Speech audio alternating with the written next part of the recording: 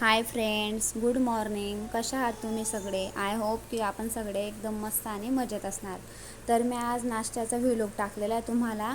तर मी आज नाश्त्याला खमण ढोकळा करते. तर तुम्ही पाहू शकता की मी खमण ढोकळा कसा करते. तर मी आधी कढई घेतली, कढईमध्ये पाणी ठेवलं आणि पाणी ठेवल्यानंतर मी आता एका साईडला पातेलीमध्ये खमण ढोकळ्याचं जे पीठ आहे ते मिक्स करून घेते. आणि मग कढईमध्ये मी एक छोटी तमान ठेवली आणि तिला तेल लावून घेतलं आणि मग जे मी मिक्स केलेलं पीठ होतं ते त्या तमानमध्ये टाकून घेतलं.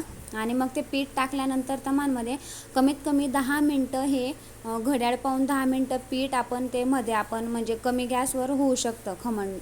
मग आपण ते पीठ टाकल्यानंतर कमी गॅस करून घ्यायचा आणि मग 10 मिनटानंतर आपण पाहू शकतो तर ते खमण झालेलं असतं. पण गॅस हा एकदम लो राहू द्यायचा, कमी राहू द्यायचा, जास्त फुल नाही राहू द्यायचा. मग जोपर्यंत खमण ढोकळा तयार होत होता तोपर्यंत मी एका साईडला मिरच्या केल्या आणि मिरच्या झाल्यानंतर मी कोथिंबीर पण धुवून अशी बारीक चिरून घेतली. मग आता माझा खमण ढोकळा पण रेडी झालेला होता. मग त्याच्यानंतर मी खमण ढोकळा रेडी झालेला आहे. मग मी त्याला फोडणी देऊन घेतली. एका छोट्या कढईमध्ये 1-1.5 पई तेल टाकलं आणि त्याच्यामध्ये जिरा आणि राईची फोडणी देऊन कढीपत्ता टाकून फोडणी दिली खमण ढोकळ्याला.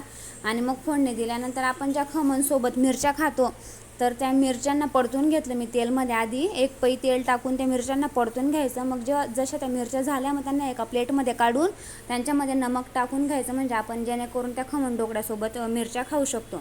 मग तुम्ही पाहू शकता की माझं अशा प्रकारे खमण ढोकळा रेडी झालेला आहे. तर धन्यवाद. तुम्हाला कसा वाटला व्हिडिओ नक्की कमेंट करून सांगा. थँक्यू.